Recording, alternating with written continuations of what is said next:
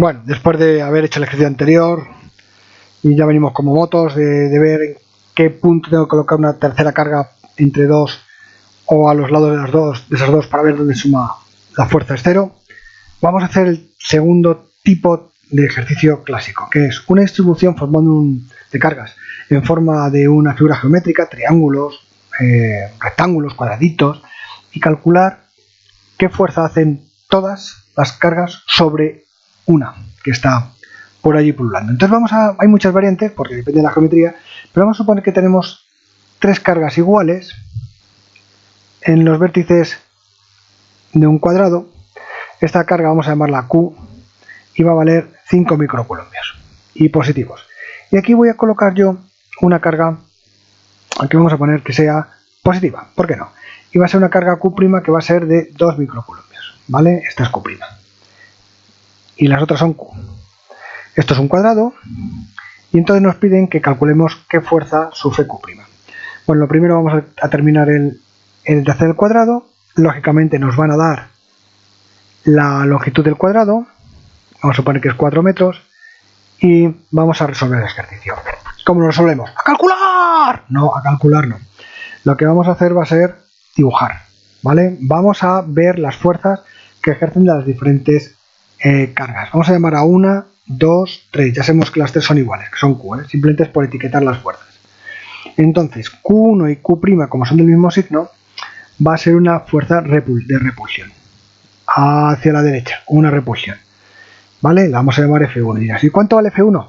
Ni lo sé, ni me importa. Luego sería 2 sobre Q'. Y daría una fuerza que sería paralela a la diagonal y sería también una repulsión. Por ejemplo, así. Sería F2. Y finalmente, bueno, ¿y este ángulo cuánto va a valer? ¿Cuánto va a valer? Pues lo mismo que este. ¿Y cuánto vale? 45 grados. Bien. La tercera sería F3, que sería la repulsión de la carga de 3. Bien, una vez que lo tenemos aquí, tenemos que pensar un poquito. Pensar, ¿vale?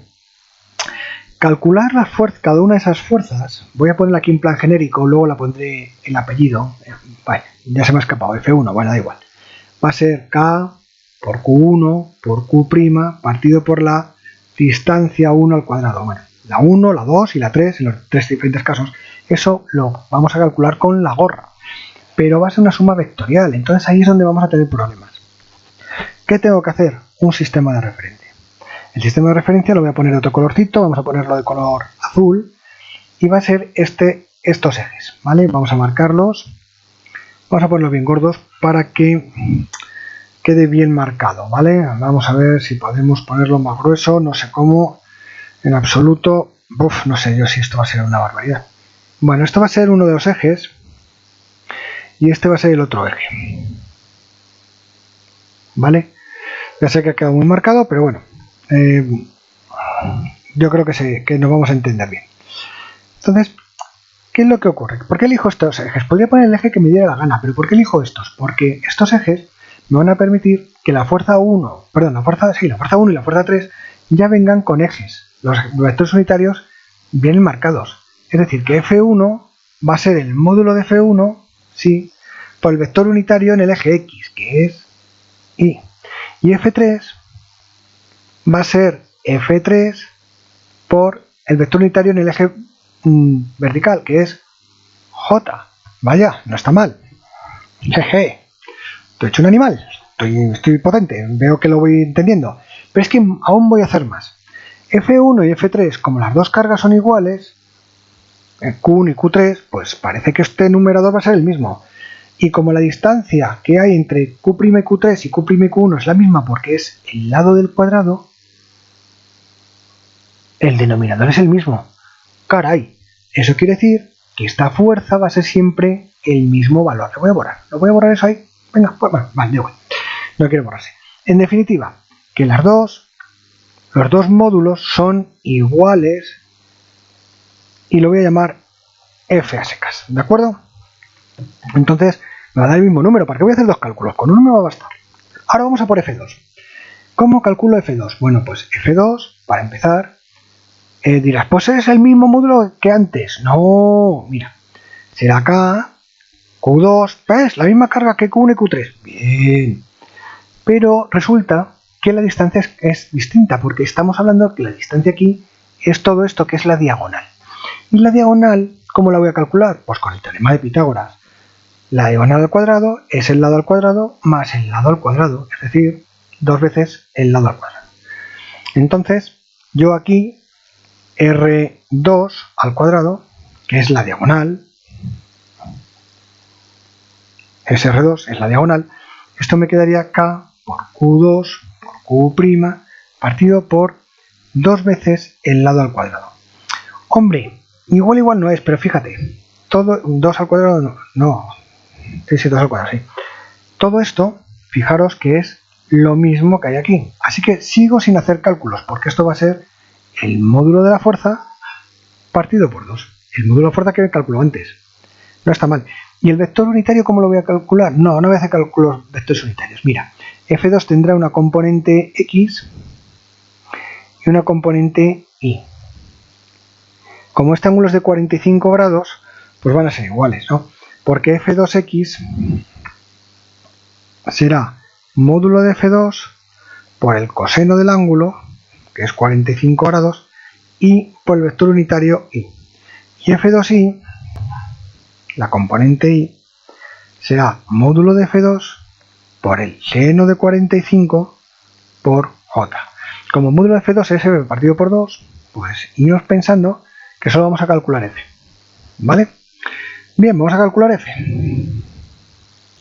Bueno, ya hemos puesto la formulita y las cantidades. ¿Qué hubiera ocurrido si las cargas son negativas? Si hubiéramos puesto las cargas negativas no hubiera pasado nada, tendríamos que ponerlo todo en valor positivo porque estamos calculando el módulo de un vector. El módulo de un vector tiene que ser positivo, así que todos los elementos que estén aquí multiplicando tienen que ser positivos.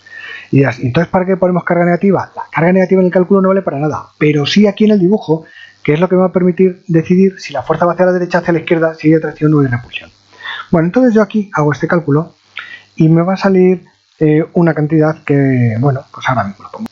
Vale, pues esta es la fuerza que me va a salir, 5,3 por 10 a la menos 3 newton. Y ahora me voy al eje X. Eje X. En el eje X, yo lo que voy a tener, lo voy a poner entre corchetes, será la fuerza 1, es la que existe en el eje X. La fuerza 1. Más toda esta cantidad de F2, no F2, sino la proyección de F2 sobre el eje X, es decir, F2X. Más F2 por el coseno de 45. Todo esto sería en el eje X. Claro, F1 y F2, F1 es esta cantidad, sí, porque F1 es esa cantidad. Y F es la mitad de esa cantidad. Entonces me va a quedar 5,3 más 2,65, la mitad, perdón, por el coseno. Mira, me he puesto ahí, me he adelantado, me he venido arriba. Por el coseno de 45, por 10 a la menos 3 newton y en el vector Y. Y en el eje Y nos va a dar el mismo valor, porque va a ser F3, perdón, más F2 por el seno de 45, pero ahora va a ser J.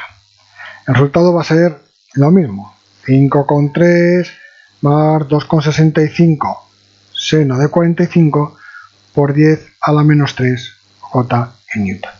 Si sumamos estas cantidades y lo ponemos como una suma en forma vectorial, va a dar la fuerza total. Solo tendré que sumar lo primero y me dará ahí más lo segundo en la componente J. Y están hechos los ejercicios. Da igual que sea un triángulo, un rectángulo, lo que sea. Lo que va a cambiar es este angulito que tenemos aquí arriba. Una vez será 45, otra vez será 30, dependerá de la geometría. Pero todos se hacen igual. Bien, ¿y cómo ponemos las unidades en un vector? Bueno, ya he hecho la suma y me sale 7,2 por 10 a la menos 3.